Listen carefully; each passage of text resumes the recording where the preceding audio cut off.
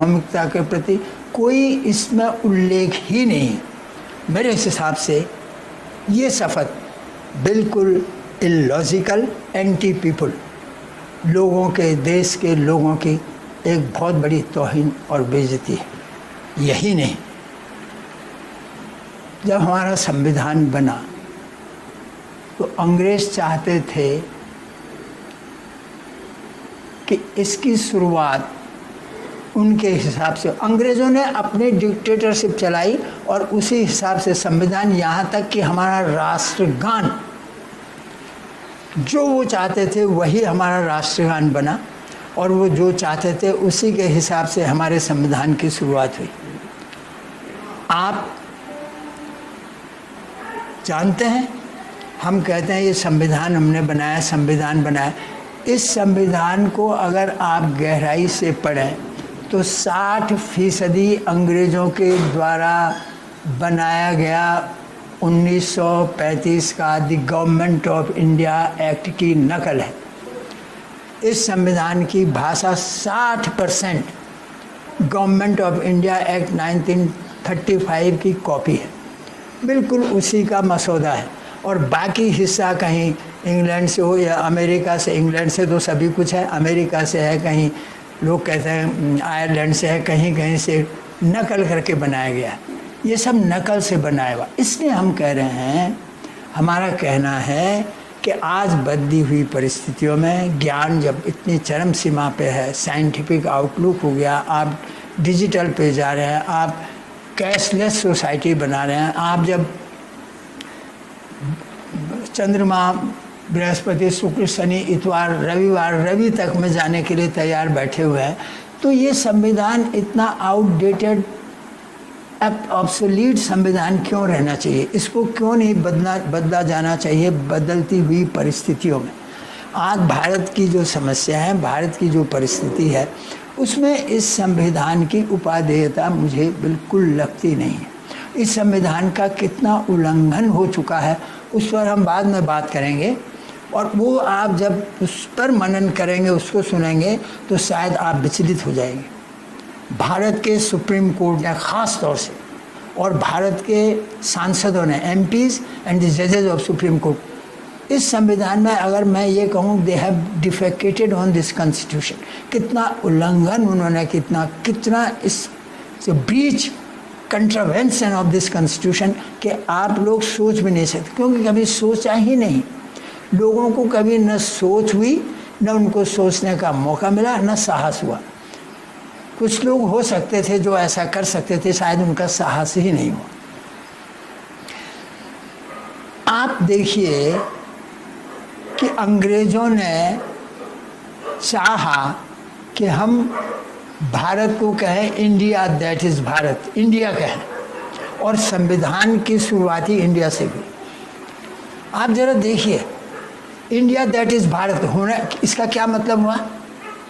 इसका मतलब ये हुआ कि ये देश पहले इंडिया था, और अब क्योंकि आप लोग भारत कह रहे हो इसलिए अब भारत है, इसलिए आप भारत लिखो इसको। इंडिया दैट, इंडिया अर्थात भारत का मतलब ये हुआ कि ये इंडिया था और आज भारत कह रहे हैं। होना ये चाहिए था भारत दैट इज़ इंडिया भी। मैं ये भी नहीं मानता, और ना आपको भी किसी को मानना चाहिए कि उसमें ये लिखा जाता है कि भारत दैट इज़ इंडिया। हम कहते हैं भारत राज्यों का संघ होगा, India that is Bharat will be A union of states. तो हमको ये लिखना चाहिए था कि Bharat will be the union of states. Bharat अर्थात कुछ नहीं, भारत माने भारत, भारत समस्त राज्यों का संघ होगा। उन्होंने लिखवाया इंडिया दैट इज़ भारत, और उन्होंने हमारी वो तौहीन की। और हम लोग कुर्सी के चक्कर में, मुझे तो यही लगता है कि इतनी जल्दीबाजी में कुर्सी और सत्ता हथियाने के लिए हम लोग थे। हमारे पूर्वज, चाहे गलती हुई, मैं मानता हूँ गलतियाँ भी होगी, वो सुधारी जा सकती हैं, और हमको सुधारना चाहिए। सुधारने का ये मौका आ गया है, हमको इस पर पुनर्विचार करना चाहिए। आज तक भी, जबकि इतनी बड़ी देशभक्त सरकार आज शासन चला रही है, फिर भी इस शुरुआत को, इस प्रारंभ को बदला नहीं गया, और आज भी हम इसको इंडिया कह रहे हैं। इंडिया दैट इज़ भारत, जो कि बहुत बेशर्मी और अपनी बहुत ये समस्त जनता की तौहीन है। तीसरी बात, क्यों नहीं हुई देशभक्ति? हमारा जो राष्ट्रगान था, ये राष्ट्रगान क्या है? कभी आपने विचार किया ये राष्ट्रगान क्या है? ये राष्ट्रगान वो है जो इंग्लैंड के राजा की प्रशस्ति में रविंद्रनाथ टैगोर ने लिखा था। इंग्लैंड के राजा को खुश करने के लिए 1905 में शायद वो आए थे यहाँ, लगभग 1905-06 में इंग्लैंड के राजा जब यहाँ आए, उनकी प्रशस्ति, इसीलिए तो जनगण मन अधिनायक कहा गया उसको, क्योंकि वो अधिनायक थे। इंग्लैंड का राजा, इंग्लैंड के राज्य में तो सूरज छिपता ही नहीं था, पूरे विश्व में उनका राज्य था, सूर्यास्त होता ही नहीं था, इसलिए उसको अधिनायक कहा। वो इम्पीरियलिस्ट थे और उसकी प्रशस्ति है ये, उसकी प्रेज में ये जनगण मन आज जो हमने एडॉप्ट किया कहते हैं, और ये गलत भी नहीं होगा क्योंकि सभी लोग कहते हैं कि 2 बार वंदे मातरम को कॉन्स्टिट्यूएंट असेंबली में, संविधान सभा में भारत का राष्ट्रगान बनाने की सहमति हुई थी, ट्वाइस। किसको? वंदे मातरम को। लेकिन लोग ये भी कहते हैं कि नेहरू जी के दबाव में जनगण मन, मैं ये नहीं मानता नेहरू जी का, ये दबाव था अंग्रेज़ों का। अंग्रेज़ चाहते नहीं थे कि भारत, क्योंकि उन्होंने कई बंदिशें लगाई थी भारत के स्वतंत्र होने पर कि अगर आप नहीं चला पाएंगे तो हम फिर आएंगे। इतनी बड़ी बंदिशें लगाई थी उन्होंने जब इंडिपेंडेंस ऑफ इंडिया एक्ट बनाया, अगर आप शासन नहीं चला पाएंगे, अगर हमको ऐसा लगेगा तो हम फिर दोबारा हम शासन ले लेंगे। तो उन्होंने इतना थोपा कि आप जनगण मन अधिनायक, क्योंकि वो अंग्रेज़ों की प्रशस्ति है और ये डिविजिव है, ये विभाजक राष्ट्रगान है। आप देखते हैं द्रविड़ से अंग्रेज़ों ने हमारे सारे इतिहास को, आर्य और द्रविड़ का के बीच में दक्षिण और उत्तर भारत को उन्होंने इतना लड़वाया और वही आया द्रविड़ इसमें। कहाँ है आज उत्कल? उत्कल कहाँ, आप बताइए, उत्कल कहाँ है? वो उसको ओडिशा कह रहे हैं। ये उत्कल उन्होंने इसलिए लिखा, जहाँ तक मैं समझा,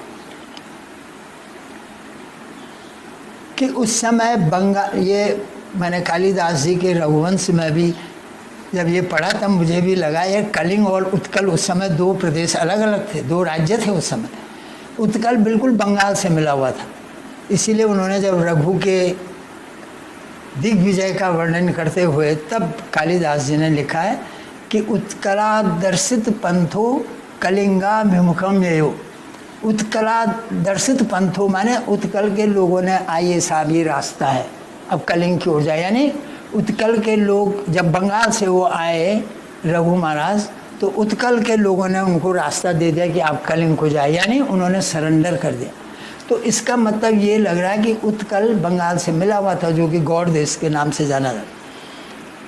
तो इसलिए रविंद्रनाथ जी ने उसको उत्कल लिखा।